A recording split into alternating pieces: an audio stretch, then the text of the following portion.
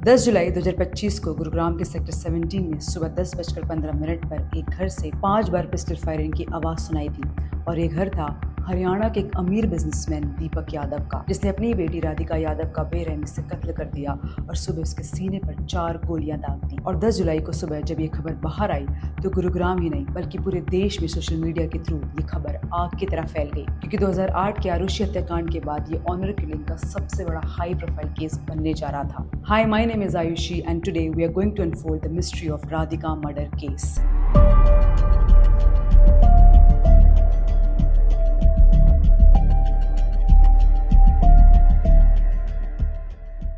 10 जुलाई को तकरीबन सुबह 10 बजे गुरुग्राम के सेक्टर 17C, जो गुरुग्राम का सबसे पॉश इलाकों में से एक है, वो एक आम दिनों की तरह नॉर्मल था। लेकिन सिर्फ कुछ ही देर में एक तीखी और भयानक आवाज ने इस शांत कॉलोनी को क्राइम सीन में बदल कर रख दिया। कुलदीप यादव, जो कि दीपक यादव के छोटे भाई हैं, ग्राउंड फ्लोर पर अपने घर में कुछ काम कर रहे थे। उनके साथ उनका बेटा पीयूष भी था। तभी उन्होंने एक के बाद एक 5 जोरदार आवाजें सुनी।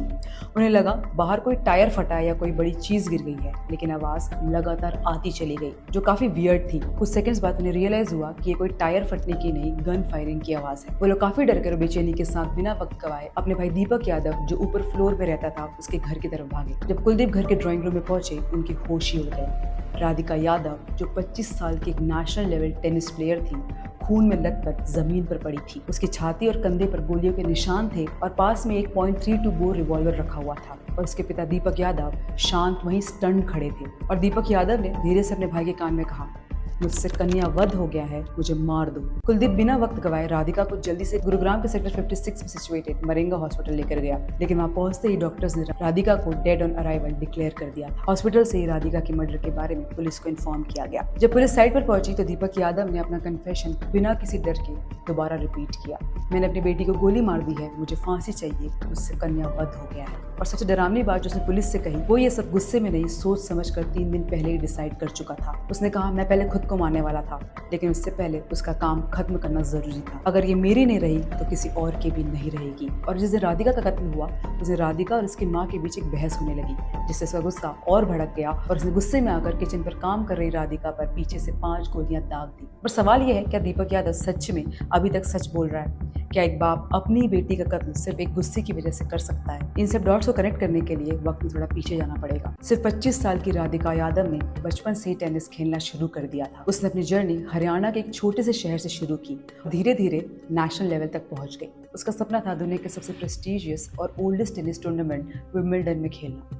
और शुरू में दीपक यादव ही वो शख्स था जिसने राधिका के टेनिस करियर को पूरी जान से सपोर्ट किया। उसने उसके लिए 2.5 करोड़ तक इन्वेस्ट कर दिए। फॉरेन ट्रेनिंग से लेकर फिजियोथेरेपी तक ऐसी कोई भी कंट्री नहीं थी जहां वो उसे खुद मैच के लिए लेकर नहीं गया था। लेकिन चीजें खराब शुरू होनी तब हुई जब लॉकडाउन के बाद राधिका को एक इंजरी हो गई, जिससे उसका कम्पिटिटिव करियर रुक गया। लेकिन फिर भी राधिका नहीं रुकी। उसने डिसाइड किया कि वो बच्चों को प्राइवेट कोचिंग देगी, जिससे वो फाइनेंशियली इंडिपेंडेंट हो सके। ये बात शायद दीपक को बुरी लगी, लेकिन फिर भी उसने एक सपोर्टिंग पेरेंट की तरह उसे सपोर्ट किया।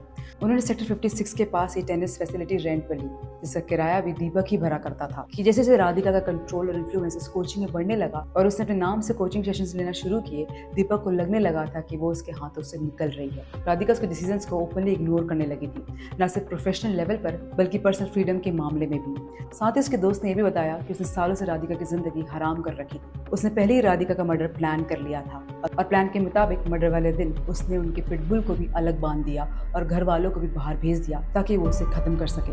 ये सब कुछ एक साजिश थी, क्योंकि दीपक उससे जलने लगा था। बट सवाल यहाँ ये भी उठता है कि अगर सच में ऐसा था तो उसने क्यों राधिका पर अपने 2.5 करोड़ इन्वेस्ट कर दिए? क्यों वो उसके सपने पूरा करने के लिए मेहनत कर रहा था? दीपक यादव ने पुलिस को ये भी बयान दिया है कि गांव वाले उसकी लड़की के कैरेक्टर पर सवाल उठा रहे थे और कह रहे थे ये बेटी के पैसे खाता है और सारी बातें उसे परेशान करने लगी थी, इसलिए उसने ये कदम उठाया।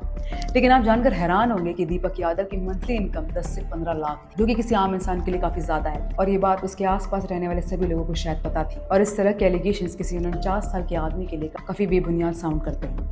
फिलहाल दीपक यादव को सेक्शन 302 मर्डर के इल्जाम में कस्टडी में रखा हुआ है। और सोर्सेज के हिसाब से गुरुग्राम पुलिस ने राधिका का मोबाइल फोरेंसिक्स के लिए ITT टेक को भेजा है, जिससे उसके डिलीटेड चैट्स, हिडन अकाउंट्स मिल सके। एंड शॉकिंगली ITT टेक ने राधिका के फोन से एक सीक्रेट डिलीटेड इंस्टाग्राम अकाउंट भी रिकवर किया है, जिसमें राधिका ने काफी सारे इंटरकास्ट मैरिज वाली पोस्ट को लाइक भी किया है और उसने कुछ अपने कोचिंग फ्रेंड्स के साथ फोटोज भी अपलोड की थी। और ये सारे एविडेंस शायद इस केस की मिस्ट्री को अलग एंगल दे सकते हैं।